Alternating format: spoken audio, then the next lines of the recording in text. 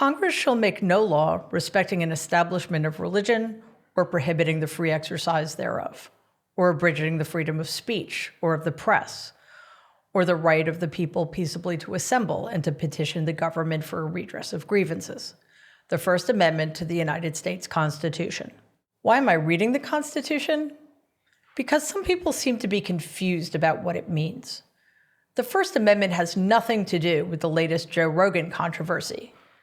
But because Rogan's dangerous COVID disinformation was making a dent in Spotify's bottom line, their CEO released a statement.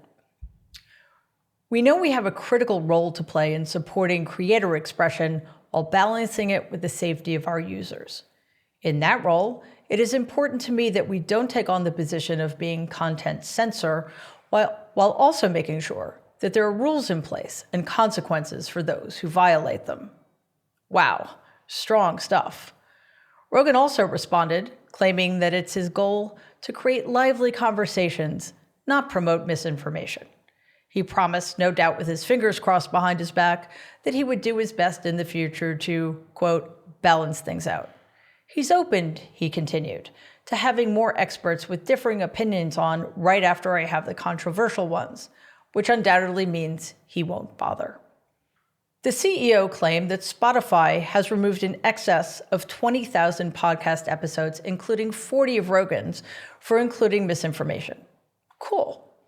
But why does somebody who breaks the rules 40 times still get to break the rules? Removing a podcast episode isn't much of a sanction. So what's the difference between Spotify giving a platform to Rogan as opposed to iTunes offering podcasts by the likes of Ben Shapiro, Dan Bongino, and Steve Bannon? For starters, Spotify is paying Rogan in excess of $100 million. Second, time after time, Rogan has broken the company's own policies about misinformation. A bigger question is, why does Spotify not think that Rogan's blatant racism is enough of a reason to get rid of his show? Here are a couple of excerpts from the Joe Rogan Experience that Spotify seems totally okay paying for. In a stupid exchange with fascist creep Jordan Peterson, he and Rogan debated the use of the terms white and black. Just as a quick aside, though, one of the other infuriating things about Rogan's having the platform he has is that he is so moronic, it's painful. Anyway, after Peterson claimed he wasn't really white, he was tan, Rogan replied, "If you're tan, then what the fuck am I? Because I'm darker than you. That's ridiculous." "Neither of us are white," Peterson said. "Well, isn't that weird?" Rogan stated. "The black and white thing is so strange because the shades are such a spectrum of shades of people. Unless you're talking to someone who's like 100% African from the darkest place where they're not wearing any clothes all day and they've developed all that melanin to protect themselves from the sun, even the term black is weird." On another occasion, Rogan recounts a time he and his friends wanted to see the movie The Planet of the Apes. After finding a theater, they hopped into a cab, and Rogan asked the driver if the theater is in a good neighborhood. He says, yeah. He doesn't even speak English. He takes us there. We get out. We're giggling. "Oh, we're going to see Planet of the Apes." We walk into Planet of the Apes. We walk into Africa, dude. We walked in the door, and there were no white people. Rogan has also defended his use of the N-word, saying, "It's not real racism, it's a joke. There's a difference." I decided to cancel my premium Spotify subscription this week, as did a lot of other people, because it appears Spotify lost about $4 billion in value. My gesture may not make a difference, but that doesn't mean I shouldn't make it. I think it's probably likely that for every subscriber Spotify lost, Joe Rogan got a new one. So what? We still need to walk the walk. And collectively, we might make a difference. Pulling my podcast off of Spotify probably won't make a difference either. It probably won't even be a blip on the radar screen. But I'm doing it anyway, because I understand the First Amendment. Joe Rogan has every right to be a racist promoter of disinformation. Spotify has every right to pay him for being those things. And I have every right to say enough and no more.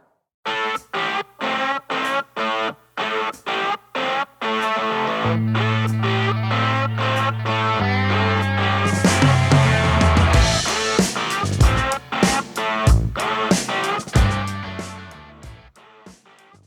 really happy today to have as my guest Dean Obeidallah.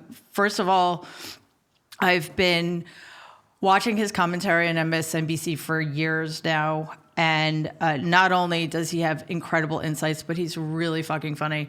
And I'm also really honored to call him my friend. Dean was a lawyer, is a lawyer by training, and has become a writer. He's an award-winning comedian. He has some amazing stuff going on in addition to his daily series program. But he's got a Freedom from Fox campaign going on, and an organization called Stand Up for Peace, all of which we're going to get to.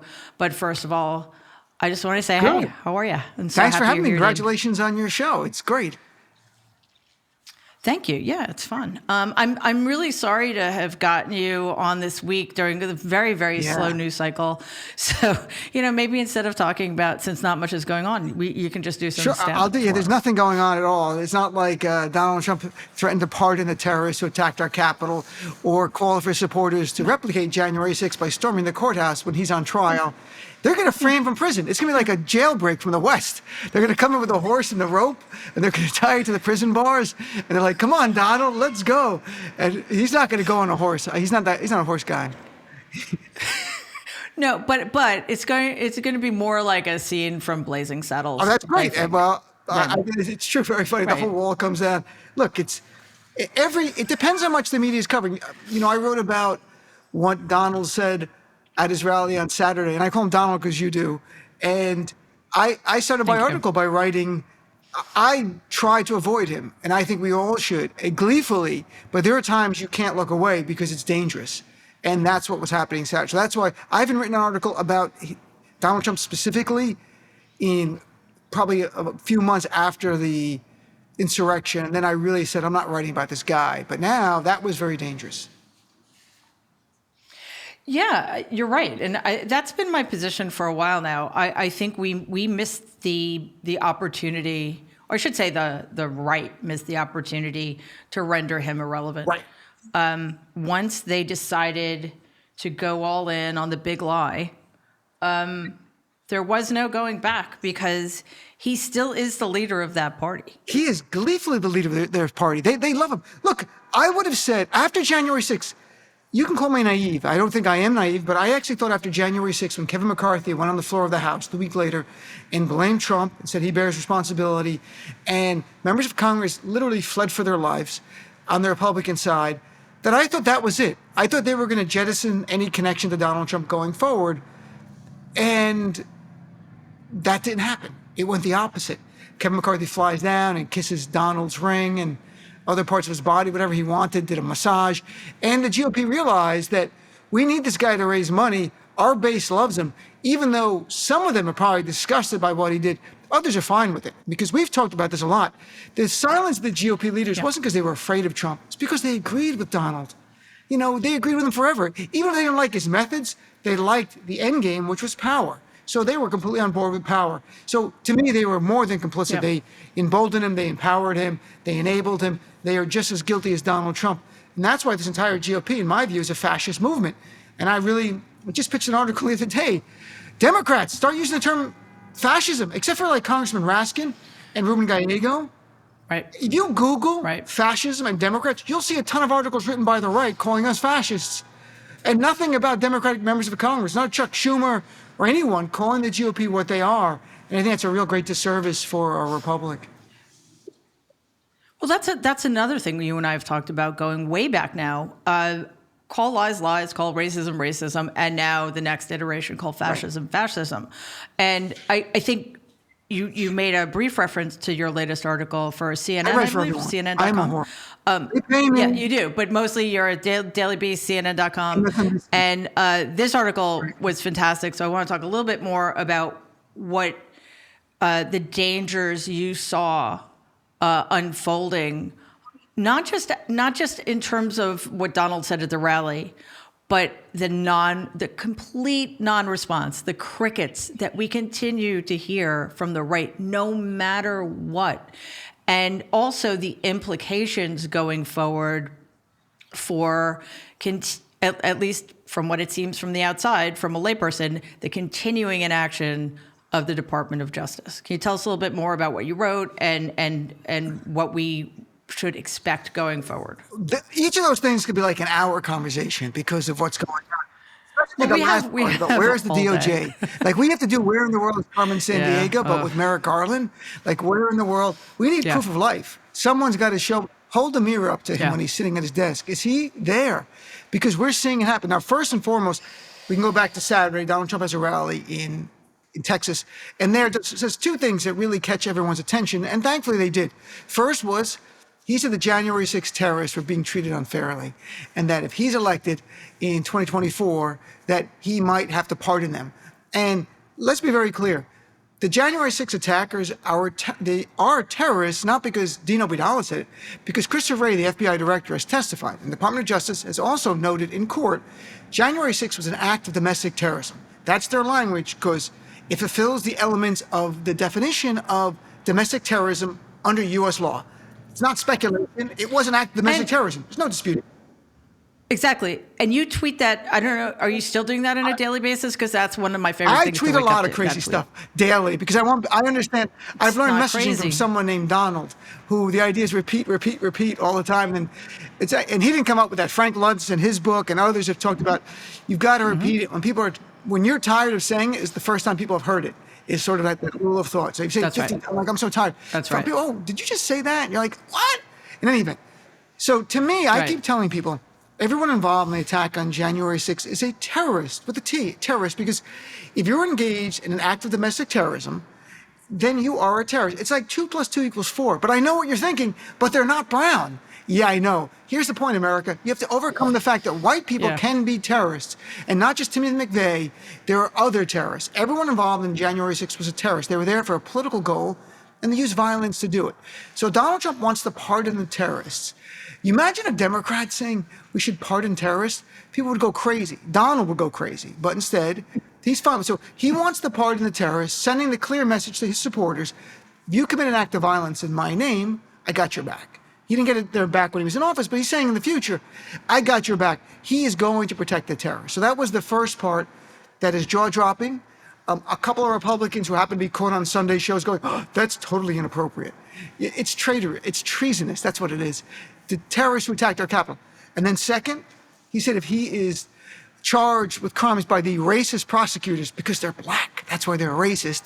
He's talking about Tish James and the Fulton County DA because they're both black women, which really, nobody triggers the white right more than black women. Strong black women just trigger. So he's like, if the racists charge me, I need you to have the biggest protest we've ever seen. And he had just said he's going to pardon the terrorists. So he's saying, go to the streets and I got your back again. And, you know, the DA in Fulton County on Sunday, we learned this yesterday, has now requested the FBI to do a risk assessment of her courthouse there to protect not her, everyone.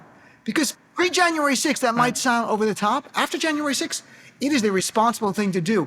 We have a fascist movement on U.S. soil, and it's led by Donald Trump, and it's one using violence to acquire and retain political power. That's the essence of fascism.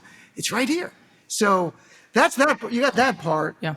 We can talk about Merrick Garland next if you want, but that was... Yeah, let's stick with this for a second because it's not simply that it's a fascist movement led by Donald. It's a fascist movement that is embodied by the entire party. We have two major political parties in this country. One of them is now a party of fascists.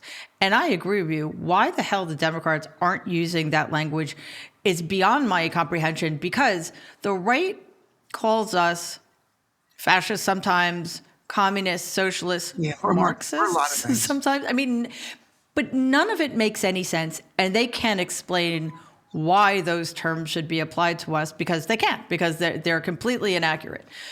So if we either don't counter it by using accurate language, or we use the language without explaining it, then it's another example of, they said it, we're saying it, so it's just a bunch of name calling. We can back up the use of those terms with facts, just as we could with lies, and just as we can continue to with racism and Islamophobia and homophobia and misogyny, et cetera.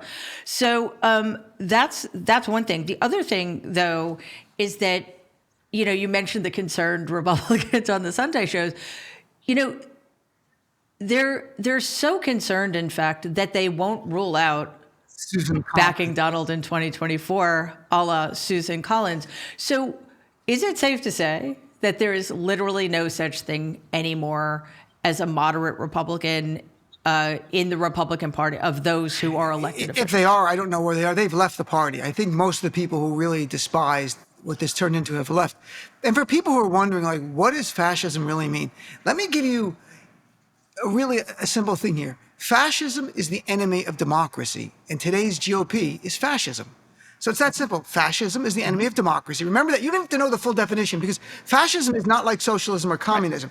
As Madeleine Albright in her great book, Fascism, A Warning, expresses, and others like Timothy Snyder, fascism is not an ideological movement like socialism is this or communism is that. It just ism. Fascism is just a way to acquire, retain political power. That's all it is. So fascism is the enemy of democracy. It does not believe in democracy. Today's GOP has embraced that. And when I say it, you really want fascism, what it is, so people can explain it more. It's using undemocratic means to acquire or retain power, plus violence. That's the big thing all experts talk about. You need violence. January 6th was the act of violence. If the GOP had turned their back on Trump then, I would not be calling them a fascist movement. Instead, as I put in my CNN article, and I mention on my show all the time, there's a CBS poll 2 weeks ago. 56% of Republicans, not Trumpers, of Republicans, view January 6th not as an act of domestic terrorism, but as an act, wait for it, defending freedom. Defending freedom. That should scare you when a majority of the other party, and an ABC poll backed it up, 52% view January 6th as an act of patriotism. This is not normal. We are not normal times. We're not dealing with a political party. We're debating on issues. They just want power, and they don't care how they're going to get it. If it's violence, if it's voter suppression efforts, which they're doing, 34 laws in 19 states, and they're going to pass a lot more this year, they don't care. They just want power. And, what I tweet every day is a reminder, today's GOP is not a political party. It's a white nationalist fascist movement that must be utterly destroyed to save our republic, period. I stand by that. So are there some good Republicans deep down who don't like it? Maybe, but they like the power. So they are complicit, they are enablers, they are part of this. There are no good Republicans, in my view, at this point. They've left the party. There are good conservatives who are not Republicans anymore, who I've debated with. I'll debate policy with them all day. I like them. I respect them. If they're just about conservative, they want higher taxes or lower taxes or bigger government, smaller, we can debate that as long as you join me in defending democracy. Yeah, and as you said, that they have left the party. And if they haven't, then they are not who they claim to be, in my view. Because, as you said, before January 6th, I don't know that we could have said that the Republican Party is a fascist party. Although, I think we could argue about that a little bit because of the big lie, the perpetuation of the big lie that was allowed to happen, and everything that was allowed to happen during COVID.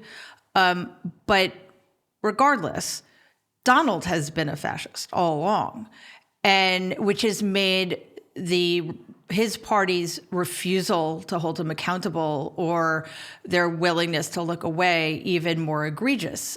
How many opportunities did the Republican Party have to turn their backs on him, to go in a different direction?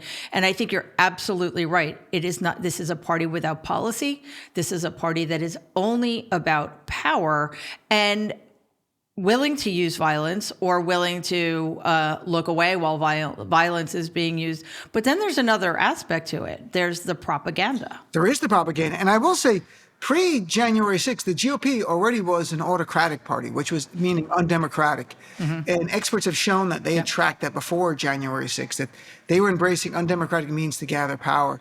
And the one big example is where the end norms was the Merrick Garland nomination for the Supreme Court. And Mitch McConnell creates this new rule where he doesn't give up power. But the norms up and then were if a Supreme Court justice dies, that was in February, that of course you would confirm it. So he made up a new rule and said you can't. And that has a lasting impact on us because that would have made the Supreme Court 5-4 Democrat at that time. It's just remarkable to think where we would have been. Now we're at 6-3 Republican. So look, their propaganda is part and parcel of who they are. They lie. There's no truth anymore. We have this bizarre world where it's post-truth and they just gaslight us daily. And the GOP base, and I've talked to them, people go like, you should just, people call my show, fellow Democrats go, you should just talk to these Republicans and tell them the truth. I go, have you talked to them? There's no, it doesn't matter what you say. The only truth is what they believe. There's no their truth is subjective. It's what they want to believe. You poll Republicans now, overwhelmingly they think that Joe Biden didn't win the election legitimately, that there was fraud. Even though there's no evidence of fraud, they have none. It doesn't matter. They believe what they want. And that's where it's beyond cult-like. That's where it's fascist. You've got a leader dictating reality, and then he animates people to act based on the reality he's created. And, you talk about Republicans being so, they had chances to break from this. My favorite thing is when Donald would say racist and bigoted stuff, and their answer, like on CNN, was like, well, those are not the words I would have chosen. And I wish the Angers would have been like, oh, so when you're being racist, what words do you use? But they would never ask them that. I mean, that's not the way I would have banned all Muslims. Tell us, our media has been so ill-equipped through this, and they continue to be now. Their bias is towards ratings and revenue, and that's really bad for our nation, and we're seeing that now. It's, in fact, I would argue that it is the most dangerous thing because it is conversely the strongest defense we have or should have against encroaching fascism, right? So when the media don't seem to understand what's going on or don't seem to be willing to use the language that will help people understand, then we're in a really dark place here. In fact, am I wrong in thinking that things are worse now than they were? That's a great point. I agree with you. I think that, polling among Democrats doesn't show that. There has been polls that show Democrats think, like a third of them think we're in a better place than we were 4 years ago. And we talked on my show and people called to try to make sense of it that, well, Donald's out of office, so some people feel better. But those people, that means they're not following closely any longer. Donald made them follow closely. So they've checked out, like we got rid of the monster, things have to be better. I think it's worse in that we're seeing a GOP follow the fascist playbook and the authoritarian playbook, one in suppressing the vote rigging, which is Georgia, the greatest example of it, and other states are going to copy that, to they've gone from academic freedom to academic fascism in that they're banning anything they don't like because the things they don't like, in their view, challenge their ability to rule. So they want to get rid of books that, it's not even critical race theory, you read the laws, it's things that make you uncomfortable. They call us snowflakes, right? But they're uncomfortable because someone's talking about Jim Crow or slavery that you can't teach. It's not the kids uncomfortable. Kids are learning about it for the first time. Why would they be uncomfortable? It's their parents or their grandparents who are uncomfortable. So you've got that going on. You've got banning LGBT books, Don't Say Gay bill in Florida. It's going to become law down there. You've got book banning, which is one step from book burning going on. Things are worse because they're more animated because the threat is more acute. Donald Trump was the guardian at the gate of white supremacy. And with him losing, it means to a lot of them on the right that we are really going to lose this, that demographic change is happening and we're going to be in the minority and we're going to be ruled by people who don't look like us. And sadly, I wish that wasn't an animator, but it is an animator. And I think it has to be discussed. I don't know if there's a way to relieve people's concerns because for years, and I'm Muslim, and it's relevant. I'm not just throwing it out there for random sake. There's a relevancy to it that they passed these anti-Sharia law legislation, and they call it foreign law. And they did this, and deep down, they probably didn't think Muslims are really going to take over the country and impose Islamic law. We were 2% of the country, but they were afraid, and they were really upset, and they passed laws. Demographic change is real. So what I saw with the Phantom Menace, and now you've got a real menace in front of them, and they view it as a menace. I don't. Demographic change is beautiful. America's dynamic. What they view as a real threat is animating them even more. So I don't know where this ends. The Texas abortion law, I mean, they've gone 100% in on turning their religious beliefs that they far right into the law of the land to oppress women. And they don't care whatsoever. They're not even hesitant about it. This is about their religious beliefs, and their pro-life beliefs are animating them. And that's based on religion. Now it's going to be the law of the land. So yeah, I think Americans, if you're paying attention, we're in a worse place today than we were in the closing days of the Trump administration, because they were not as panicked. They thought somehow he was going to win. Yeah, and I think it's fair, if worrisome, that people would want to default to things are better, because they are in appreciable ways. Biden has done an extraordinary job with the economy, even though the media don't want to give him any credit for it. COVID is definitely better, in excess of it's a huge percentage. I mean, it's not enough, but 60-something% of Americans are vaccinated now. In New York, it's 90%. On Long Island, which is where I just moved from, it's like 96% of people are vaccinated. That's Long Island. Yeah, there's a lot of redness pockets there. Yeah, well, I guess it's the western part of Long Island. But anyway, that's still really impressive.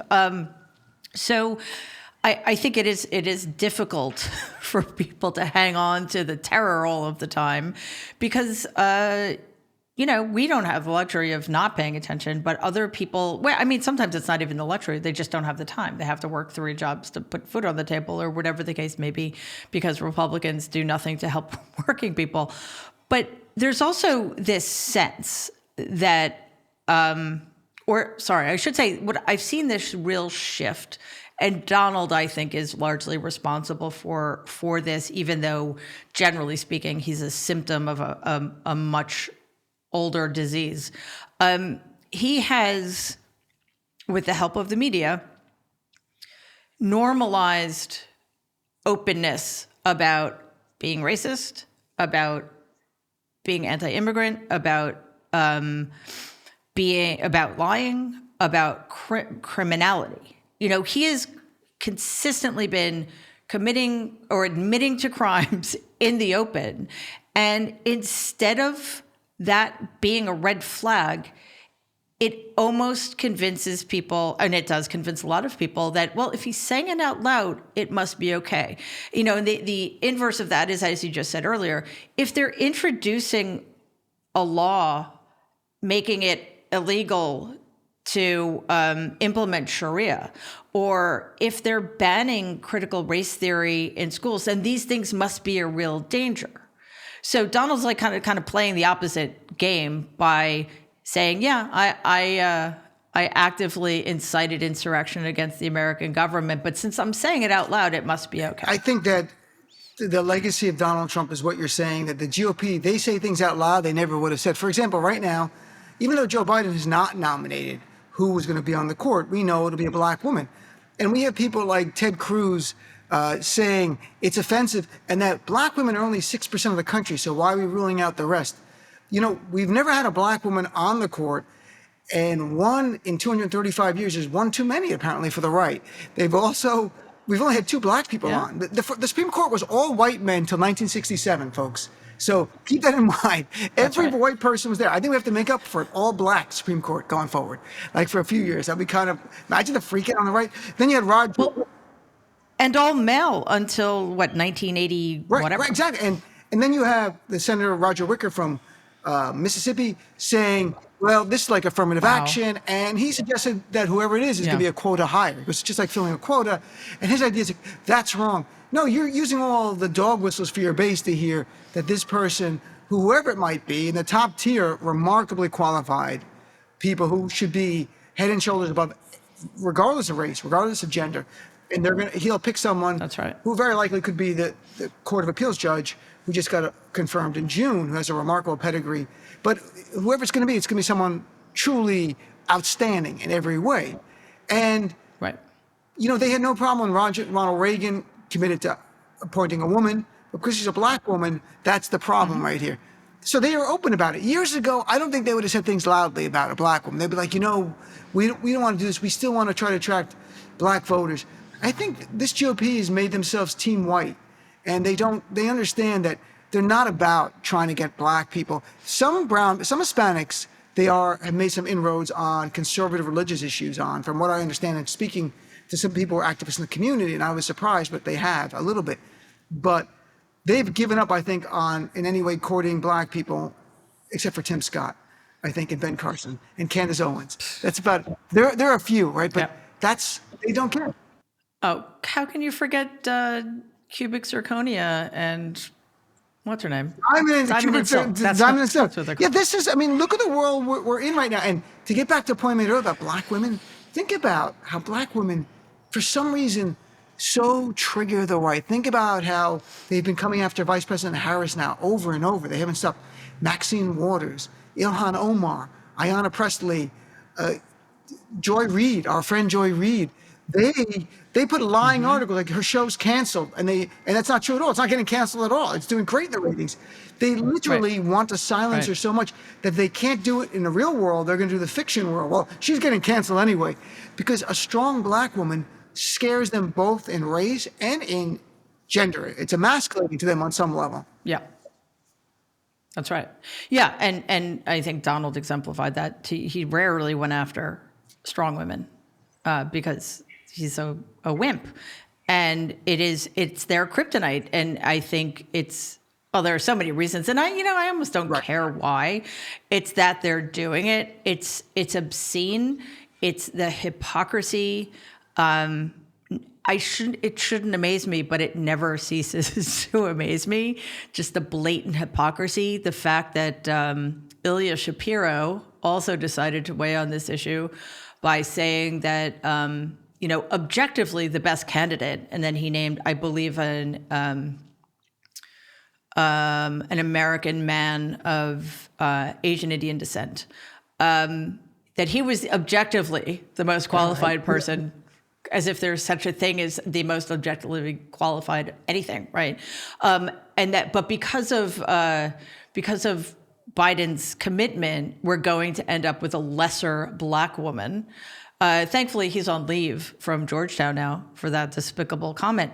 But it's the fact that people no longer have any compunction about saying these things out loud, as if there isn't going to be any blowback, because again, there very often isn't, and which kind of brings us back to what is going on in terms of holding people accountable. I mean, are the Oath Keepers really the big fish that we're after? No. Those who were charged with seditious conspiracy. That cannot be Things are so right? bad. I've actually spoken to Glenn Kirshner about citizens' arrest. We were looking into it. I mean, I'm not even kidding, because you can legally do citizens' arrest in most states. Right, but we bring you. This would be so great. We go to the country club in Jersey when he's up here. We just arrest him like on the fourth hole and take him away with us. And him screaming and witch hunt. Yeah, well, he's inevitably looking for a golf ball in the rough. Well, stop him from cheating playing golf. So, look, right. I mean, I will say this, that if Merrick Garland ultimately doesn't charge Donald Trump, millions of Americans who believe in our system are going to lose faith in it. There are many who don't believe in our system anymore, and I get that. But for those who still believe in it, it will undermine the sense that there is right and wrong, that the bad people do go to jail, that we have a rule of law, and that laws matter. Because Donald Trump did several things. He did a behind-the-scenes coup, which we're learning more about. And if they were still investigating that, I can understand, because we are still learning things about that. So you've got the behind-the-scenes coup using the apparatus of the DOJ, executive orders to maybe use the government, the military to seize election machines. And then you've got the pressure on Mike Pence, which was based on a lie. There was no election fraud. So that's corruptly, under federal law, that action. So there's the intent for crime. Then you have January 6th, which only happens because Donald Trump lied about the election, radicalized people for 2 months, told them to be there by tweet saying it's going to be wild, and then gave him a speech when he said, they're chanting fight for Trump. And he goes, we're going to go down there, and I'm going to go down there with you. And he said numerous times that Joe Biden didn't win the election, and we can't let this happen. We can't let this happen. There is no peaceful way not to let that happen. There was only one way, and that's exactly what happened. So at least in charging with incitement to riot, which since it's on federal property, is a felony under federal law, he could be charged with at least that, and then you can build your other cases. The fact Merrick Garland, look, different times on my show and talking to people in our circle, our energy has built in terms of anger towards Garland, not as a person, but what he's doing. Because he seems like a really good human being and a smart guy and a great lawyer and all of that. But it's more in the beginning, in the fall, I would bring it up and people would say, wait, give him time. And then I think after Saturday's speech, it was a breaking point for some, because on my show, talk about with people who used to say, oh, I was waiting for him. Now when he's out there offering pardons and calling on people to do the biggest protest again if he's charged, and everyone knows that means, even some people on the fence were like, well, you better charge him soon, Garland, because we're going to be protesting outside of the DOJ going, where are you? I mean, if he's not charged, we understand this. It's saying what he did was legal.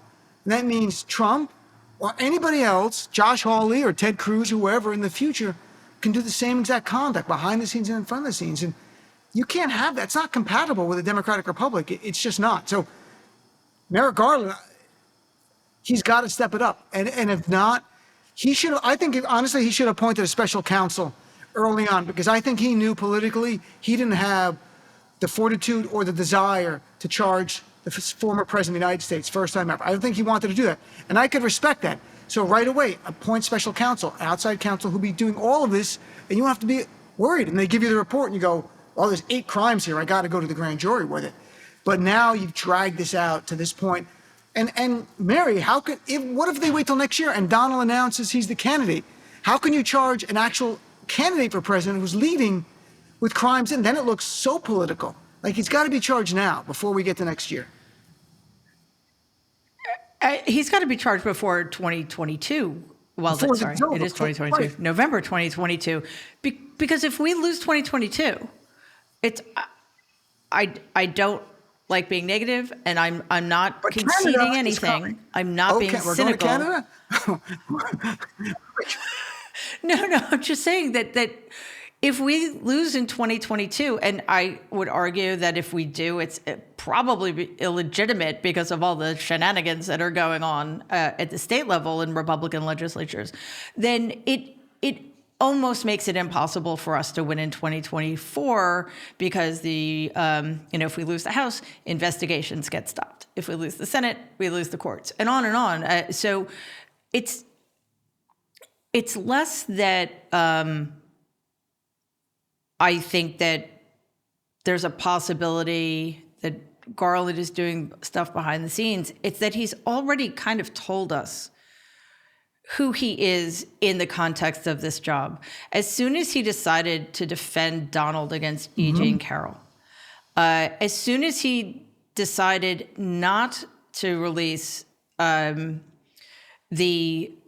material that Bill Barr tried to and succeeded in hiding about the Mueller investigation, and on and on. I mean, there's a long list of things that Garland has done that are suspect, or well, maybe that's the wrong word, that I think are detrimental to the institution he's allegedly trying to save. I agree with you. And look, we all know the FBI openly investigated Hillary Clinton over emails, yet we hear not even a hint the FBI is investigating Donald Trump for a coup and a terrorist attack on our Capitol. And that's a horrific double standard there. And everyone watching and listening understands, if Barack Obama in 2012 lost and did exactly what Donald Trump did, Barack Obama would have been charged with crimes. He may have even been executed, to be honest, if they could have gotten to him. But he would have been certainly he would have imprisoned, been charged with crimes. And Republicans would have been every day. Fox News would be like, day 37, fugitive president, still not charged. And it would have been a countdown, and Republicans everywhere in one voice would have been screaming for that president to be held accountable. And you know what? They would have been right. Because if Barack Obama or any Democratic president did what Trump did, Donald did, that they should be demanding it. And Democrats, with very few exceptions, again, Congressman Raskin a little bit, Ruben Gallego, a few others, will openly talk about prosecuting Donald Trump. And they think it's partisan. And my plea to them is, it wasn't partisan after 9/11 to call for bin Laden to be prosecuted. I call Donald bin Laden on my show. He is the orchestrator of January 6th. To me, calling for the prosecution of everybody involved in a terrorist attack on our Capitol is not partisan. That is patriotic. You are defending the United States. And if Democrats were to frame it that way and say this has nothing to do with politics, it's not because we disagree on policy. He planned the coup and cited a terrorist attack. And all of this we're talking about, if Trump doesn't get charged, if Donald doesn't get charged by Merrick Garland, he can go out there and say with a straight face, hey, if I did anything wrong, they would have charged me, and they didn't. So it's all lies, and it's just been another witch hunt. That's the problem with this. I mean, he'll do that anyway, and there are plenty of people who will think it's partisan, even if it's not. That is not a reason. People who know more than I, certainly, about this issue say that Garland cannot take into account the repercussions of not charging or of charging. Okay, fine. But then our politicians can't be held hostage either. We cannot worry about the fact that we're dealing with a bunch of unprincipled hacks who are willing to call down violence upon our heads if they don't get their way. We can't, because, like you said, the longer we wait, the more desperate and partisan it's going to seem. The longer we wait, and this is the thing that makes me crazy. Donald should not have been allowed to have a rally on Saturday during which he said those things he said. Why is he still being allowed to sow even more division, to muddy the waters? And that, again, that's partially the media too. You know, by asking, is he going to run, you're suggesting that he should be able to. And it's such bullshit. It's dangerous. Unless he's charged, there's nothing you can do. If Donald Trump was been under indictment right now and facing trial, there could be a gag order by the court regarding him saying certain things about the trial or talking about underlying so-called facts, which are lies about the election, that kind of stuff. You could have a gag order on that. It would be limited in scope, but you could have one. But until that happens, there's nothing to prevent him. He has a First Amendment right, freedom of speech, to go out there and say what he wants. And thousands of Republicans come up and they chant. And if people go back and watch the clip of Donald Trump saying that January 6th, people are being treated unfairly and he might pardon them, that's bone-chilling and jaw-dropping. What's even worse is the crowd cheering. And that tells you where the base is. Yeah. They don't view the January 6th terrorists. It's no longer their Antifa. Remember that? They're Antifa. No. They were our people. And you were treating our people unfairly. And Donald Trump it's not, look, anyone who did anything for him, he pardoned Steve Bannon, Roger Stone. So it's not surprising that Donald's like, yeah, they stormed the Capitol for me. They got the Trump flag. I'm going to pardon them. Of course, that's expected of this guy. For him to say it openly like this, he's taunting Merrick Garland right now. And at some point, I'm hoping there'll be oversight hearings like in the House and the Senate where they pressure more. Look, Democrats got to step up here. Because Democrats don't talk about the threat posed by Trump and this GOP that's out there, there are a lot of people who think, I guess everything's okay, you know, because not following these closely. Like no one, if Chuck Schumer went out there and goes, this GOP is a fascist movement, it's a threat to our democratic republic, and if we don't stand up to it, we're going to lose everything, and kept saying it, the media have to cover it. And they go, what do you mean? And let the right go crazy. But when you don't say that, and you're like talking about bipartisan deals and bipartisan reform on this and that, you're making it seem like they're okay. We're going to make a deal with them on the Electoral Count Act. Okay, but they're still horrible. Yeah, that to me has been one of the most maddening things because the whole conversation about bipartisan, first of all, it's nonsense.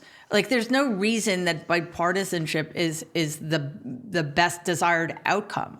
It's just not. And by the way, it's also impossible as the Senate is currently constituted or as Congress is currently constituted.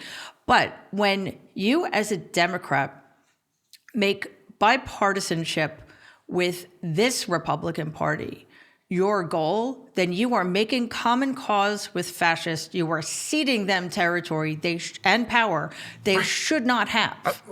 Please, Democrats, read The Rise and Fall of the Third Reich.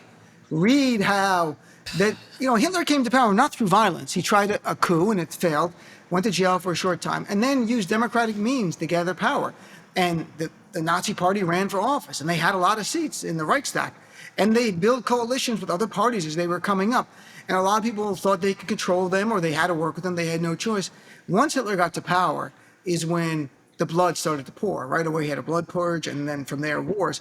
And I'm not equating Donald Trump with Hitler, but that was a fascist movement that used democracy to come to power. And that's what we're seeing right now. The question is, what happens when the GOP, what would satiate their appetite? Like, they need to keep giving red meat to their base. So what is it next? They get power all over this country. They pass laws to make it tyranny of the minority. Democrats are a permanent minority on the national level for years to come, for decades to come. in state after state, they ban abortion, they overturn gay marriage, marriage equality, they ban books you don't want to read.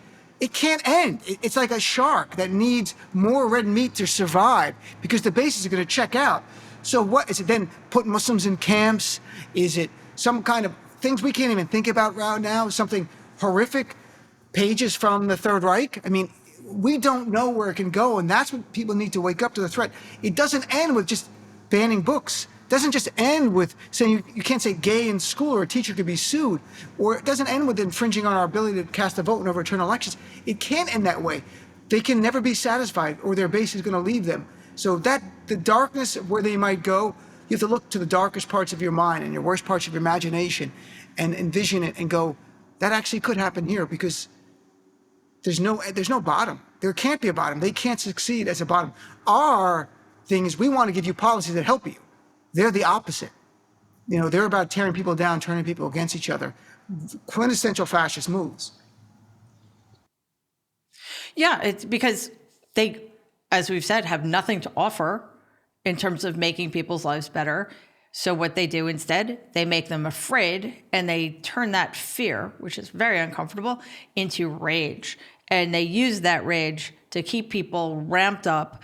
And I think we do know where this is going to go because, again, at the head of their party is the most vengeful, aggrieved person I've ever met in my life. Right. It's going to be What does he do to you? What if he gets terrifying. back in power? He'll be looking for Mary Trump. He'll be like, you were my niece, you're gone. Cuba, Gitmo. What happens to you? Like, he doesn't know my name, but he knows your name. Yeah. So you... You're on a list somewhere. I'm like a D level. You... But do you think he'll stop at people who are related to him or people whose name he does? No, he's not going to stop at me or You could get to me.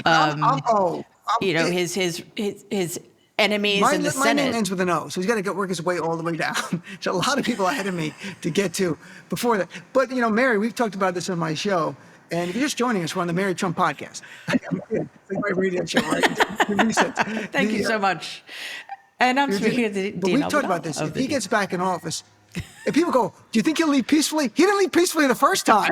I mean, he'll never leave. He hasn't left, if he gets for in the God's White House, sakes. he doesn't leave until he's no longer able to function as a human being. Like he doesn't leave until Ivanka's well, that's the thing. installed. Like you think Ivanka or Donnie Jr. So Oh, Kendall Ivanka, Roy, definitely. it'll be like I watched The Succession, and I don't watch that show. Well, it's about so the Murdochs, embarrassed but it's to a admit. mix. Now that you see it, it's a mix of the Murdoch kids and Donald Trump Jr. and Ivanka a little bit.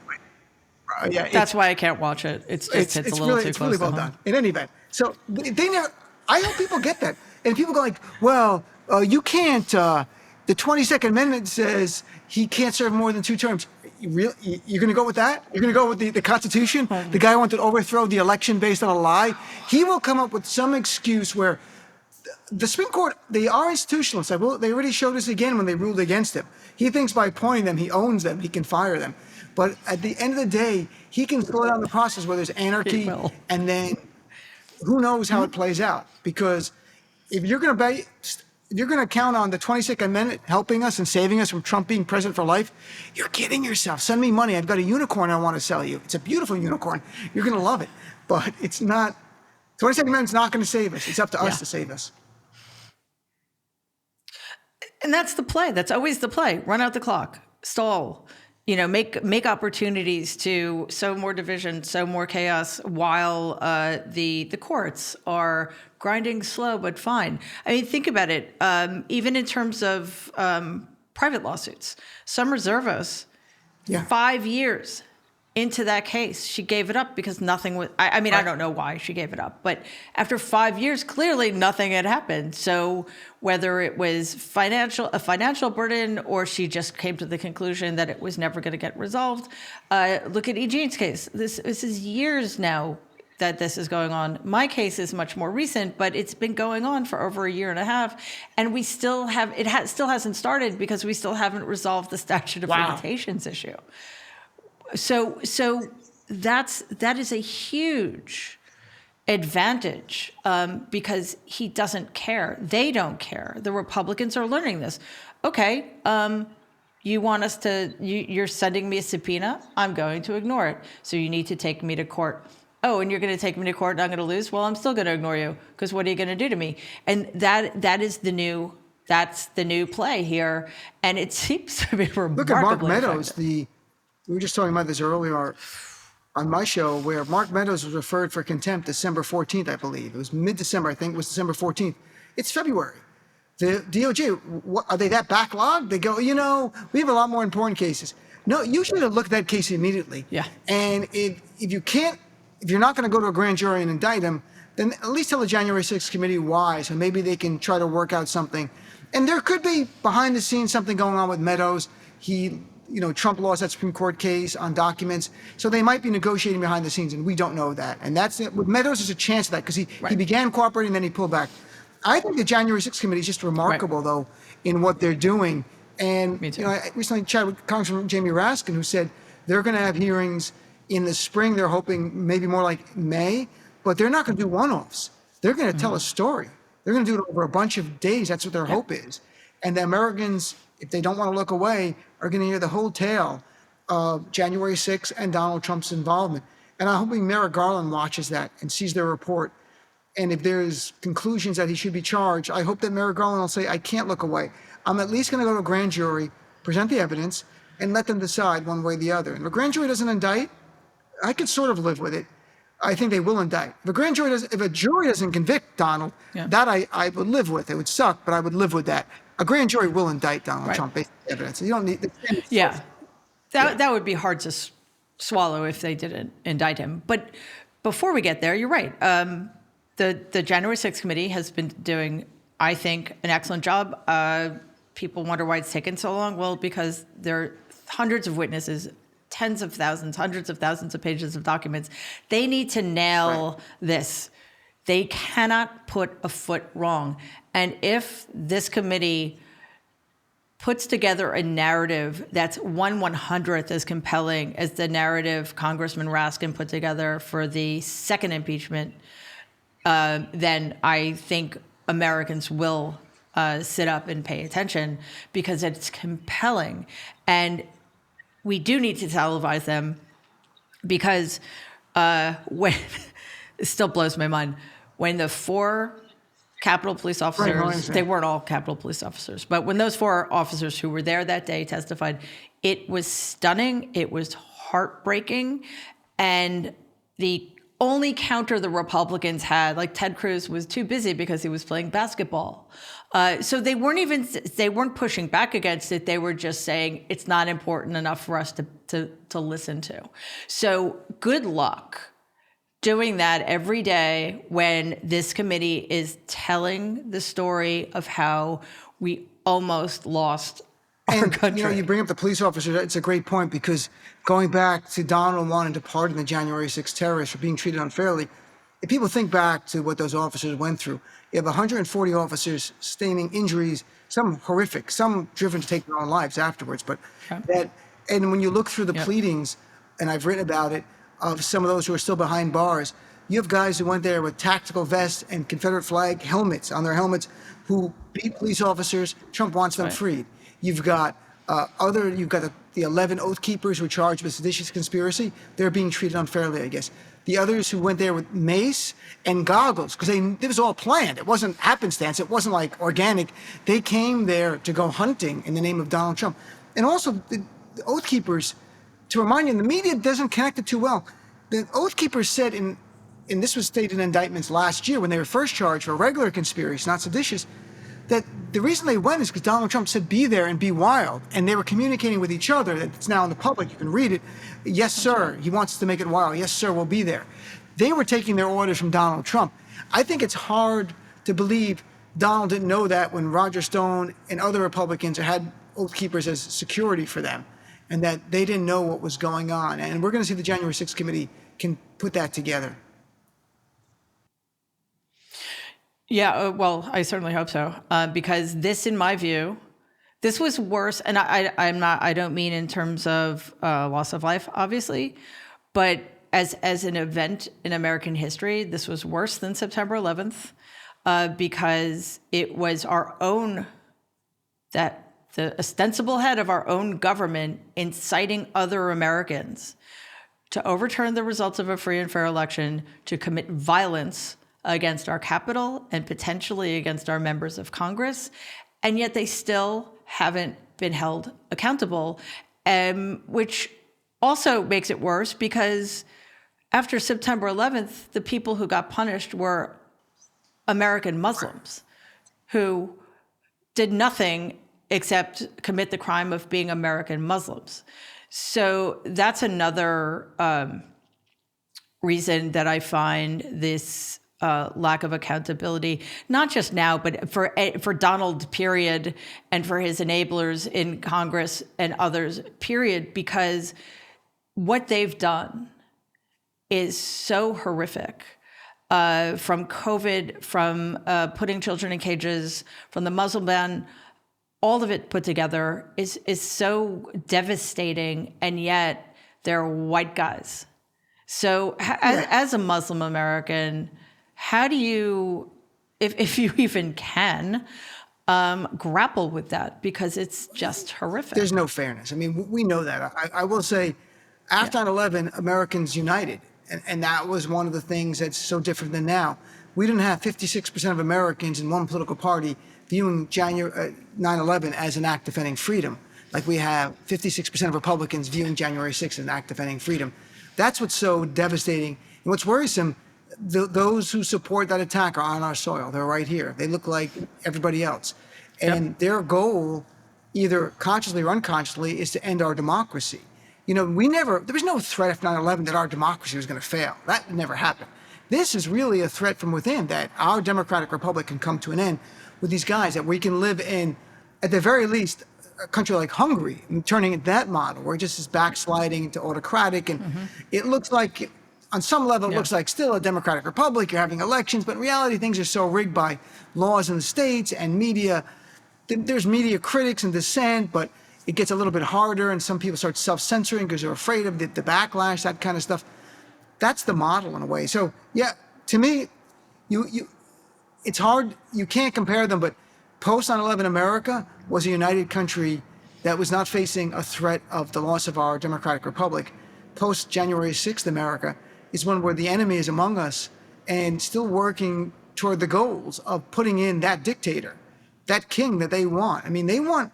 Let's be blunt. If you get people on the right now who love Trump, the choice between democracy and Trump as president, they would pick Trump as president. There's no debate about that. Of course, they would pick Trump as president.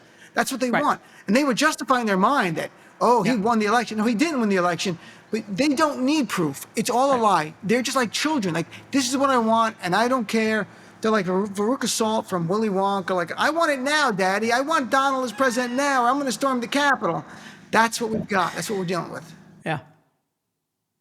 Yeah, that they should all be singing that song. And worse, so many of those people are still running our government because they're Congress people and senators. So this is quite disturbing. How do you, as a comedian, allegedly, allegedly a comedian. Sorry? I used to be a full-time comedian. Now I'm like full-time media. I know. I do some comedy. But you're still, I mean, you are unlike me or a lot of other people. This was something you made a career out of. You're still involved. We had this issue after September 11th. We have this after any national tragedy. It's certainly hard to figure out a way to be funny about COVID.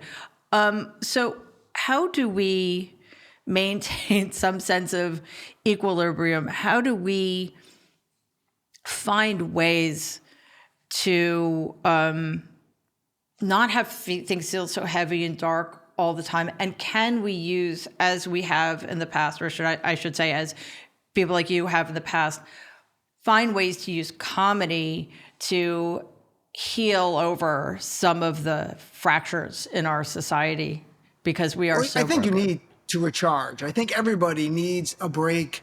Look at Rachel Maddow's about to take a break from her show to maybe April, except for to work on other projects. But it's a perfect time to, if you have to check out, if you're going to check out in February and March, of this year, because then we're going to really run up to the 2022 election. But the point is, there are times you have to check out. There are times you have to go turn on Netflix or listen to music or turn off the TV and not get engaged. Not as we get closer to election day, but if you don't enjoy yourself, if there's no balance to it, it's crazy. I mean, look, because of COVID still in New York City, a lot of the things that I do to balance my life are more like watching Succession or watching documentaries on the rise of Hitler. I know, kind of weird. And they're not fun, but that's becomes, on some level, it becomes instructive. And I feel like, okay, we're learning a lesson here. But having fun watching like Cobra Kai, I really like Cobra Kai. And you got to have fun. I think it's really important. I think where you can laugh, you need to. There is some good political comedy out there. In the years after 9/11, myself and a lot of other comics on the left, and especially those who were Middle Eastern heritage or Muslim, we used comedy a lot to talk about our story and who we were.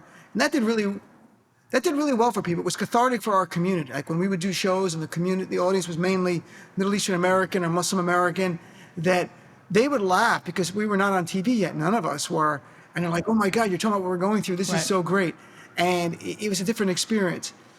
It was a very personal experience for people in the community. Like we got to have a good time and laugh together. And now it's a little different. Like, you go in the clubs, and I'll do a little comedy here and there, but it's not 6 nights a week like I used to do and do spots all travel the country. Yeah. That you wonder if there's Trump supporters in the audience. During the time of Trump, you're always aware. You would do a political joke about Trump, and see someone looks at you angrily, glaring at you. But I mean, I still joke around and still go on here and there and talk about, recently talking about like, look, the polls show that Republicans, a majority, want to secede. They want to start their own country. It's like being in a bad relationship. I said, we have to break up first, because you never want them to be able to want to break up. So we should call them like, look, we just want to see other countries, not you. I'm sorry. We think you're cheating on us with Russia anyway. So why don't you just, we're going to just take the state and you're free to go see other people, whatever countries, see other countries, enjoy it, that kind of stuff. They think they're going to like leave and take all of the assets of the state that's owned by the government, the federal government. They're not. They're on their own. They're like a child who's a runaway. Like, go start your life over. But you try to joke around. There's not a lot of political comedy. When I go see in the clubs now, when I'm just doing spots, there's not a lot of comedy about politics. I think people are politics out a lot, and we're trying to find their footing and where to go. And, so much of my comedy in the years in the past were about being Muslim or of Arab heritage. It was political because of the time. It wasn't political in Democrat or Republican. I was always a liberal Democrat, but it was more like, here's who we are, and here's what George W. Bush is saying about us, or here's what Republicans are saying about us today. And that really animated me to do my comedy, because it was like a form of activism, and it was fun. But that's what your organization, Stand Up for Peace, was about, which was such a great idea. Can you talk a little bit about that? Do you have I know COVID kind of ruined everything, or interrupted everything. So do you have plans for that going forward? Because I think everything is politicized these days by one side or the other, mostly by one side. But what you're talking about is acceptance. You're talking about finding commonality. And one of the most effective ways to do that is to have people laughing about the same thing, even if they're coming at that issue from very different perspectives. True, and Stand Up for Peace was a comedy show that me and my good friend Scott Blakeman, we started years ago, like 13, 14, 15 years ago. And he's Jewish and I'm Muslim, and we perform a lot at colleges where the Muslim and Jewish student groups would bring us together. They would book us, and we would do comedy about our respective backgrounds, and then do a Q&A at the end, and a lot of times have dinner with the students. And most of the time the Muslim and Jewish students were getting along well. Every now and then you'd go to a campus where there's some tension. But we also performed at some mosques, at some synagogues. It was a lot of fun because now people are self-selecting, let's be blunt. But we would go to the Deep South and get booked at schools in Mississippi and Tennessee. And it was fun to be down there. I feel like ambassadors of, Jews and Muslims are both actually in the Deep South kind of friends more than you would expect, because they feel like under the gun. They're minority faiths in territory of people who are far right, a lot of times. Christians who are just really, who either try to convert you or hate you type of thing. And so they were dealing with that down there. We would hear it from them. So it was fun. And we were still, the last show we did was probably pre-COVID, but there was a time we were at colleges all over the place doing it. and at community events. And it was fun to see people from two different groups together, laughing together. And we felt good that just by them being together in a room, that we had done something in a step to fostering understanding, which we were about. And look at today's right. It's the opposite. It's really just reaffirming hate. Today, if we did a tour like Stand Up for Violence, we get booked on the right. We get booked at Republicans. Stand Up for January 6th. That's going to be our new tour. And we're going to be booked at Republican events all across the country. Well, that is a way to go. I would prefer you not do that. But so do you think that there's no room anymore, or at least right now, for something like Stand Up for Peace? When colleges have a lot more events, maybe we'll do some events, but sure, there is. There's always a time to laugh and bring people together from different backgrounds. I always think, even if they're getting along fine and great, why not have some fun together? That's the least of it. But I'm thinking about becoming the Muslim Candace Owens, so I might be leaving. I'm going to be going on Fox News. I'll be the Muslim for Trump, and I talked to Mary Trump. I used to be a friend. She not a good person. Donald's the guy. I'll be on with Diamond and Silk and Dean. That's right. It'll be. Hey, no, as long as I get a cut, go for it. I mean, that's the funny thing. Like, if you were a right wing, if I switch sides, I could get a lot of work. I would be like a genius on the right. On the left, I'm like mid-level. You would? But on the right, I would be a superstar. No. It's that on the right, you would be helping them make their case that it's okay to be an anti-Muslim bigot, because look. Right. Dean says it's okay. But when you look at the right, look at like Ben Shapiro is considered a genius. If he was a liberal, he'd be middle of the pack. He wouldn't be he's not a dope, but he would be middle of the pack. You're giving him way too much credit. Middle of the road, nothing special. But, some of these people, he's probably a true believer, because I've interacted with him over the years.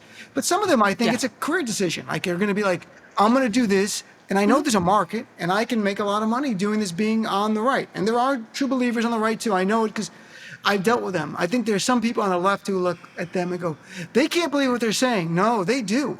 They really do. You have to understand. There are a lot of true believers. And then they do. And Tucker Carlson, for a long time, people are like, I know Tucker. He's not really like that. Well, he is now. Whatever you knew Tucker was like before, this is the real Tucker. This is the guy right here. He's a white nationalist. There's no doubt about it. Yeah. Yeah, and we can see how some people are making that calculation. It's happening with Bill Maher. Long disliked him. Not that he's... long disliked Bill Maher. I'm sorry? He was anti-Muslim I liberals can't were stand loving him. And I was writing articles about it. I'm like, what are you doing? I'm like... He's been an Islamophobe from the beginning. Right. I cannot stand him. He's horrible. He always has been. Just now he seems to think that, he will have even more success by being the darling of Fox News, which he seems to be very proud of, because he seems now to think that making fun of liberals is, in his word, golden. And I think he means that literally. So, we see these people making that decision based on what they, and again, I'm not saying he's always been a horrible person. I do not understand why liberals were willing to overlook that about him, but they were. But now it's not just being an anti-Muslim bigot, it's being an anti-democratic bigot. That seems to be where he thinks he's going to cash in. So I guess more power to him. He does it under the guise of trying to help Democrats. I'm telling you this because Democrats, I'm trying to help you. Sure. There was a time he gave $1 million to Barack Obama, to a super PAC or something. I mean, there was a time where he was center left. Now, I don't know where he really is on the spectrum, but he is somebody who is about trying to stay relevant at all times. So he'll say whatever he has to say to stay relevant. Yep. And because if you don't, if you stay one thing, you're at some point, people know exactly what you're going to say, and you're not getting press anymore, and it's not relevant. He's been very, very good at keeping himself relevant for all these years. For a guy who's, moderately talented. I don't think he's untalented, but he's not amazingly talented. He's a moderately talented guy, and he's done really well with that. Yeah. Yeah, I mean, I think that the only two genuine positions he has are about to be anti-Muslim and to be misogynistic. Everything else is he's just an opportunist, and not a particularly funny one. Dean, I know we're going long, but I have two things I want to talk to you about quickly, and then I actually have some listener questions. Wow, interesting. Okay, go ahead. Viewer questions. So first, I'd love for you to talk to us a little bit about your Freedom from Fox News campaign, because it's brilliant, and I think it gives people information that they never would have had otherwise. So tell us a little bit about. I've waged what two that campaigns entails. against Fox News in the last year. The first one was trying to get people to file complaints with the Federal Trade Commission for them violating the COVID-19 Consumer Protection Act. And I really think they were in violation. They were giving misinformation about the vaccine and the disease, and countless people filed the complaints. I filed with the FTC, and they won't tell me if they're investigating. I think Merrick Garland's in charge of that. So they're not doing, I don't think they're doing anything with that. So the second one was Freedom from Fox.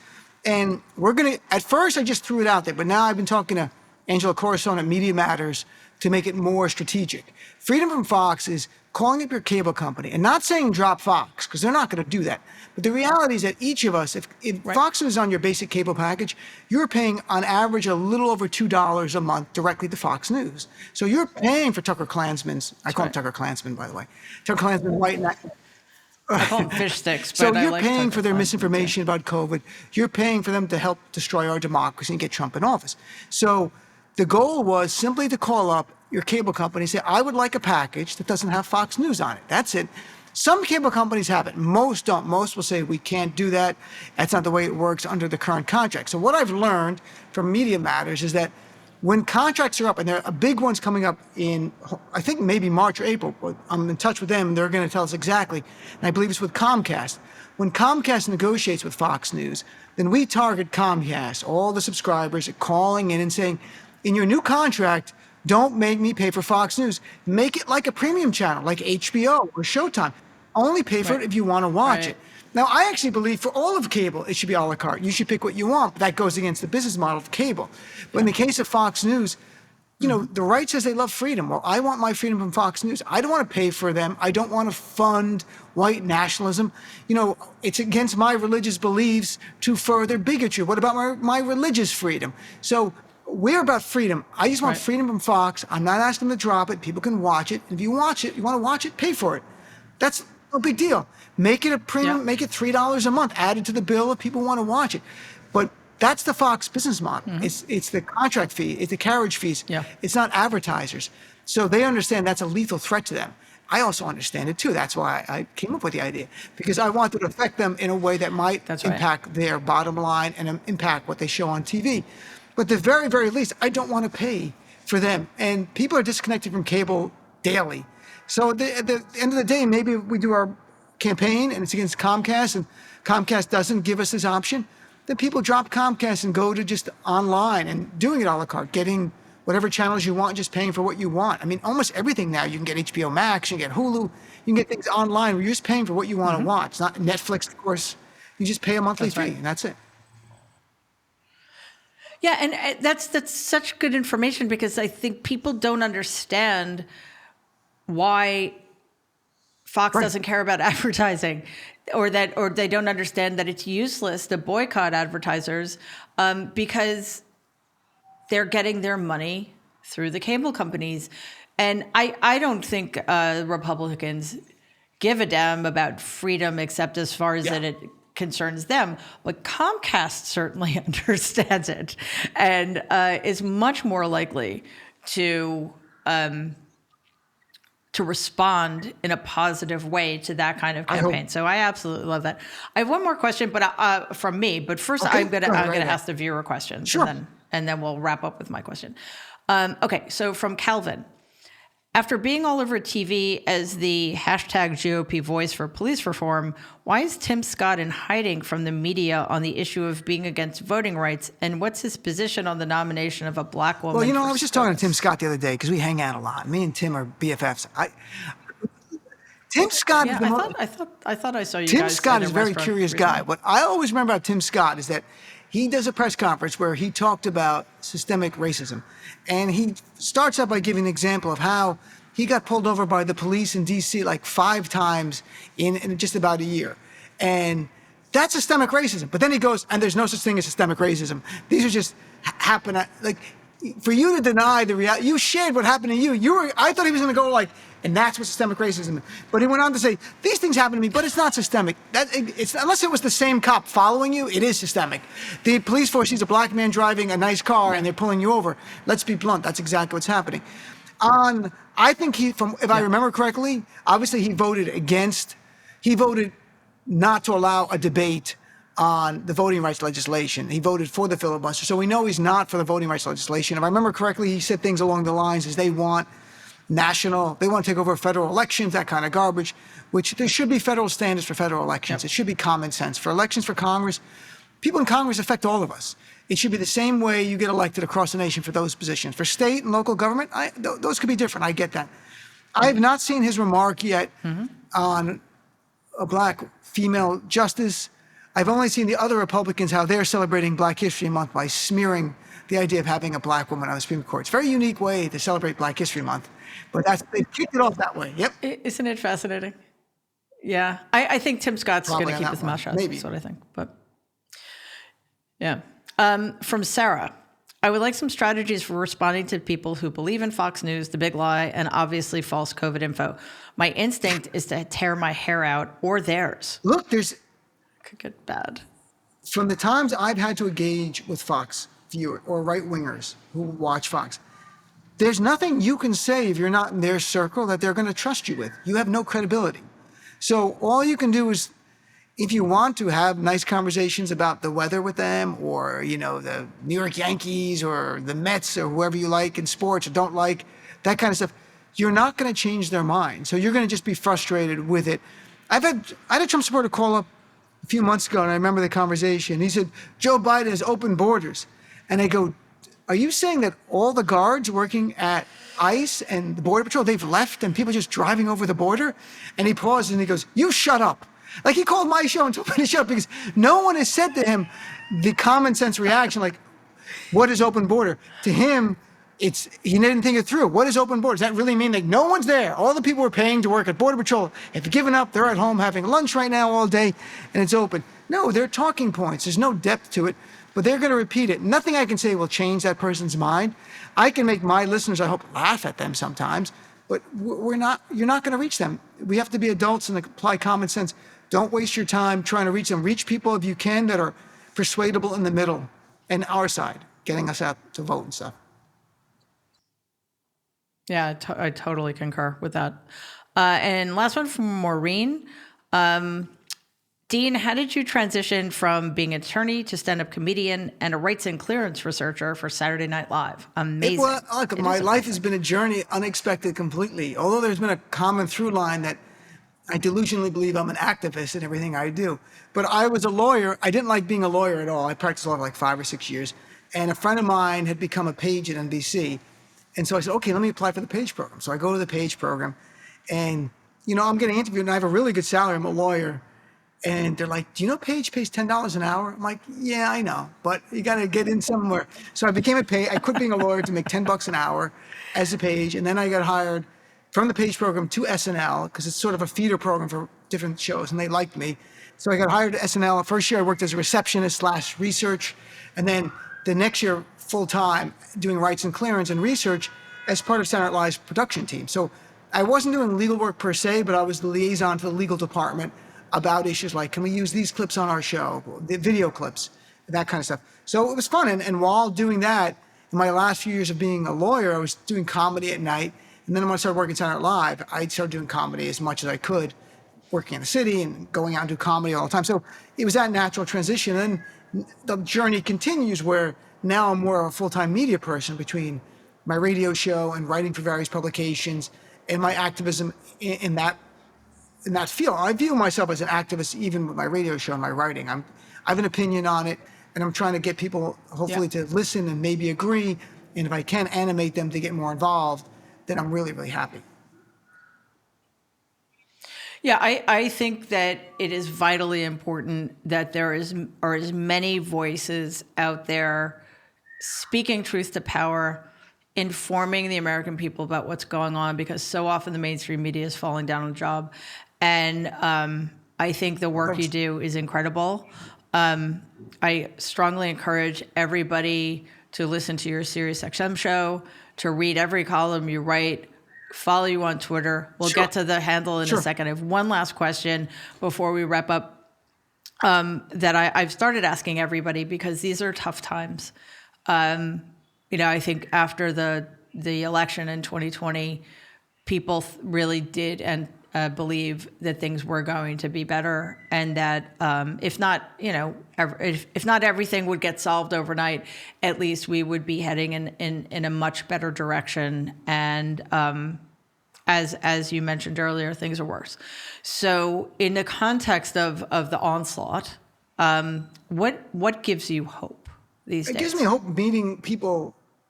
Talking to you, talking to others in our world who are not going to give up, right? But the resistance continues. And remember, we were the resistance 2018 and 19. Even though we're in power now, I really feel like the resistance is coming back to life. And I'm not delusional, but I do believe the nation moves forward. Our history always shows we move forward, but there are steps back. And this always happens. There's nothing, reading a book on voting, there's been fights since the beginning about who could vote, and who can register to vote, and then one party, either one, whatever party thought was going to help them, making it easier or harder to vote. This happened through time. If you know our history, you understand this is a unique time, but not unbelievably unique. There's been political violence from the earliest days of our nation right through, obviously, January 6th. So knowing the history of our nation gives me a little hope. But I think a lot of times that keeps me going is the memory of my late father and the idea he came to this country as a refugee for a better country. So I take this very personally, like when Donald was saying, if Republicans demonize any group, LGBT, Black, Asian, Hispanic, Jewish, Muslim, that my father came here because America representing something special, and that to continue in that vein, and my father died over 20 years ago, but I'm not going to let these people insult my late father and spit on the dream that he had, the American dream, by turning this nation into the white nationalist fascist nation that these guys are pushing for. So there's different things, but at the end of the day, I think we will, at the end of the day, you got to really work hard. You can't check out. You can't hope things. In Muslims, we say, inshallah, God willing. It can't just be God willing. You've got to be willing to get involved. And if all of us stay involved, there are more of us. We just have to make sure we come out and keep getting more people engaged, that we can win elections, even with their little obstacles. I think we can do better if we get more people than ever involved to get them in. So that's what keeps me going. I really think that we can win, and that it's a rightful crusade. Like, we're doing it for the good reasons. Wow, thank you for that. It's really powerful. Anyway, so Dean, please let everybody know where we can find you. You can find me on Twitter at Dean Obeidallah. Good luck spelling it. Or Facebook, facebook.com/Dean of Radio. Or if you're on SiriusXM, if you subscribe, SiriusXM, my show is channel 127, Progress, from 6 to 9 p.m. Eastern Time, 5 nights a week. And if you don't subscribe, go to the website. There are free trials on SiriusXM. You can keep giving fake emails and getting free subscriptions, so keep doing it that way. Why not? Have fun. They make a lot of money. So do that. Or email me, dean@deanofradio.com. I'd sincerely love to hear from people. And Mary, thanks for having me on. It's been great. I've been great getting to know you from when your book came out, coming on my show, and then coming on my show more and more, and chatting and learning more about you and your story. So I really appreciate it. Oh, thanks. It's such a pleasure. I'm so grateful to have you here. We'll have all of that information about where to find you in the show notes. And hopefully we'll have you on again soon. It was Thanks, my friend. Such a great time to spend this. It was so much fun spending this much time with you. Thanks a lot. Thanks, Dean.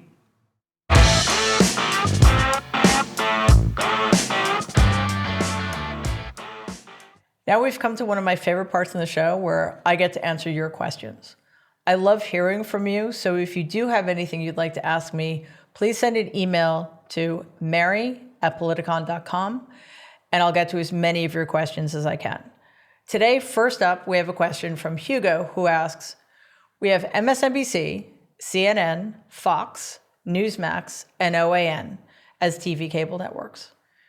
3 amazingly to the right, and 2 that are sort of real news. Why don't we have more left cable news networks? That is a very good question. I was talking to somebody recently about this very issue. Aren't there billionaires on the left who could fund these things? It's such a glaring omission.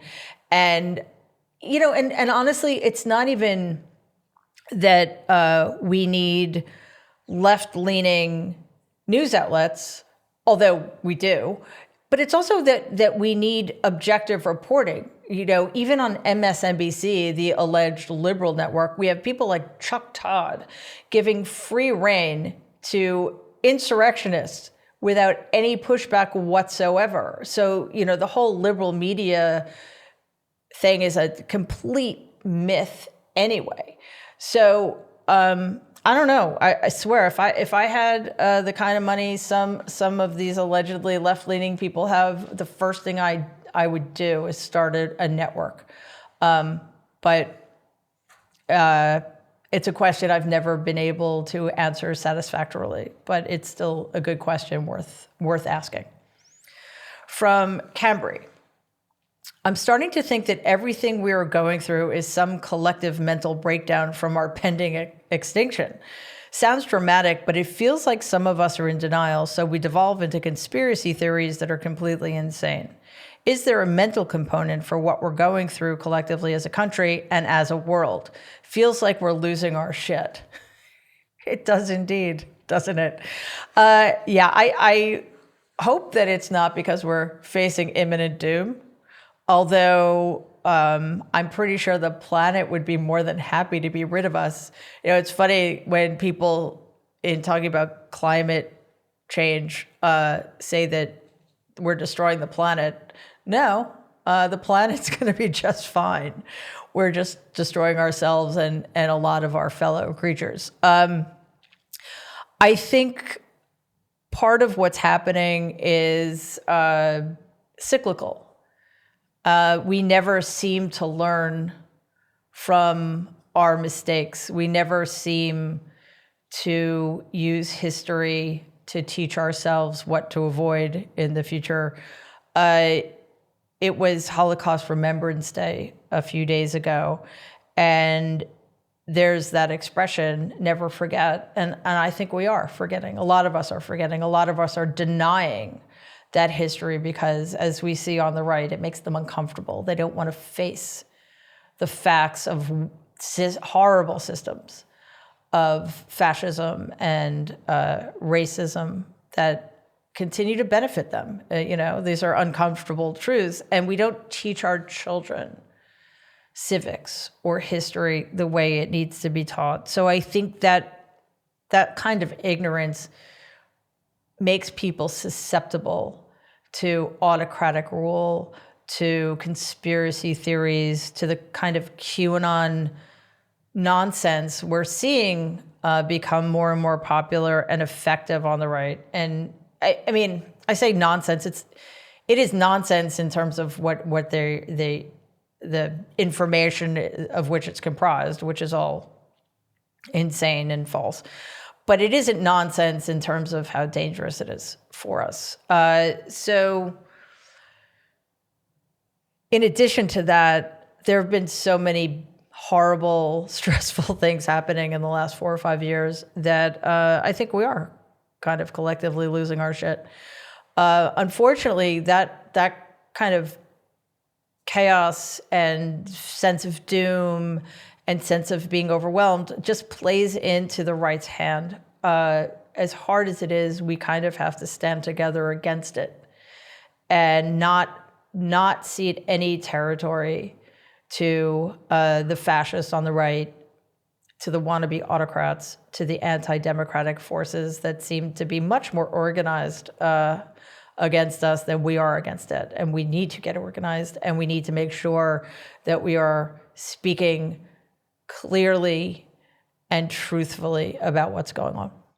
From Suzanne. Why are Republican leaders so determined to use COVID misinformation to kill off their base? It's just not logical. I could easily understand psychopath Donald secretly enjoying killing the kinds of people who attend his rallies, but what's up with the other Republican politicians? Well, first of all, they don't care about other people. And I think they've made the calculation that COVID isn't going to kill enough of their base to make a difference in an election. because they are working so assiduously to make sure people on the left can't vote. So they don't really need that many people left alive to vote for them. As cynical as that sounds, I think it's actually true. They are counting on the fact that most people who would vote against them won't be able to vote at all. And we need to keep our eyes wide open about that. That's precisely what's happening with all of these voter suppression bills winding their way through Republican legislatures in every state in this country, and the incredible and extreme gerrymandering that they're also trying to push through. From Tom, why is the right having so much success weaponizing school boards? What can we do to fight back? Well, it is historically the case that the right does a much better job participating in local politics and targeting local elections. I don't understand why the Democrats haven't gotten more serious about that over the last few decades. We really need to be fighting for every possible seat at every level of government. And that's what the right does. That's why they are so much more organized in school boards.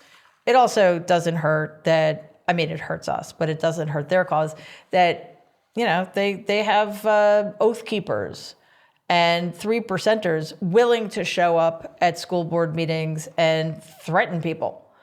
But if our school boards were comprised of more people who were interested in, I don't know, democracy and teaching our children American history accurately and letting them read fucking books, then I don't think we would be having as much of a problem as we are at this point. From Davina, do you think that America, with the lack of historical context of a new country, simply does not realize how enormous the January 6th insurrection was, that its significance has been diminished to such a degree that some media persons can dismiss it altogether? I think the historical illiteracy of the vast majority of Americans is a tragic problem, and it does fuel the willingness of a lot of people not to think that January 6th was a big deal. But to be fair, it's also because the media don't seem to understand or don't seem to be able to convey to people how incredibly dangerous January 6th was and continues to be. You know, it's not over yet, and we can't pretend otherwise. The other, and I would argue potentially bigger problem, is that we have two political parties in this country, one of which is completely comfortable pretending that January 6th didn't happen or it was a totally cool event. If you have one of our two political parties making that case to the people who vote for Republicans, then it shouldn't surprise us that most Republicans don't think January 6th was that big a deal. And it's, again, the fact that elected Republicans are allowed to get on shows like Chuck Todd's show and spout their dangerous nonsense with no pushback that has kind of led to this continuing inability for people to grasp just how bad things were, how bad they are, and how much worse they could have gotten on January 6th, and how bad they can still get. From Gary, all the Republican Party has to do is say critical race theory, and Dems lose white suburban housewives. How do we overcome that? Also, there also seems to be a rise of women in white supremacist groups. What can we do? I actually didn't know that that was the case, that women were increasing their membership in far-right organizations. But, you know, let's face it, women can be horribly racist too, and a lot of women can also be misogynists. What we can do, though, the most simple thing we could do is say racism and urge the media to do better and use accurate language. We're not asking the media to be alarmist or to make shit up. We're asking them to portray accurately the situation now we now find ourselves in. We're in a crisis that is being fueled by racists and fascists exclusively on one end of the political spectrum. From Culpreet, what is the likelihood that the Biden administration will expand the Supreme Court to save democracy, our rights? We will need to do more than just replace Justice Breyer. What would need to happen? I don't know. People would need to come to their fucking senses. It mystifies me that we needed to put together a commission to decide how to reform the Supreme Court. One thing needed to happen almost immediately, and that was for 4 seats to be added to the Supreme Court to nullify the illegitimacy of Justices Gorsuch, Kavanaugh, and Barrett. I would throw Clarence Thomas in there too, but that's a slightly different issue. But you know, that's an investigation that also needs to happen. It's very good news that President Biden is going to replace Breyer with a Black woman. However, the composition of the court will still be 6-3. And it should have been 5-4. And I hate saying Democratic, Republican, but you know, these are the polarizing times we live in. Let's say it would have been 5-4 with liberal justices in the majority and conservative justices in the minority. The Supreme Court, the size of the Supreme Court is not spelled out in the Constitution. The Supreme Court has been smaller. It has been larger. Its size has changed over the course of our history. There is nothing in the Constitution that says we need to have 9 justices. We could have 8, we could have 14. I believe that at the very least we should add 4 seats immediately, because it's not simply about righting a wrong, although it is very much about that. It's that the majority in the Supreme Court right now does not represent the will of the majority of Americans at all. And we are going to suffer for generations from their reactionary, quote unquote, originalist take on the United States Constitution. It is too dangerous to do nothing. From Nalini in Dutchess County, what are your thoughts on mandatory voting? Do you think it would be enough to help overcome the effects of gerrymandering on local elections? And why do you think there hasn't been more of a pushback from the Democratic Party to pass measures like this? Honestly, I don't know enough about the issue of mandatory voting to say what the Democratic Party can or cannot do. I have often thought, though, that in addition to a Bill of Rights, we really should have had a Bill of Responsibility, because it is the most important civic duty people have. And even though the turnout in the last election was greater than it's ever been, I believe, something like 100 million people still didn't vote at all. That's an enormous percentage of the population. I don't know that we can make it mandatory. Other countries do. But more importantly, though, there are other ways. First of all, you can't outvote voter suppression. So we need to end the practice of voter suppression. We need to make sure that every American who has the right to vote is allowed to exercise that right. And by the way, once that happens, we also need to make it easier for people to exercise that right. It isn't just about making sure people have the right to vote. It's making sure that they can vote without putting obstacles in their way, like waiting online for hours or having to take time off from work or having to find childcare.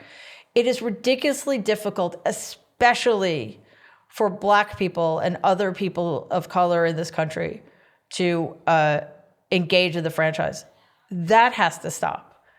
That is incredibly important. And I think if the Democrats could get rid of the filibuster and pass those voting rights acts, we would have more parity, and the Republicans would have a much harder time getting away with the quite criminal levels of voter suppression they're constantly engaged in.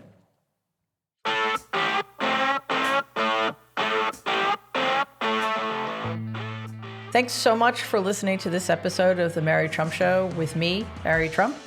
And please do join us every week while I have in-depth conversations with some of my favorite people at the intersection of politics, activism, and culture.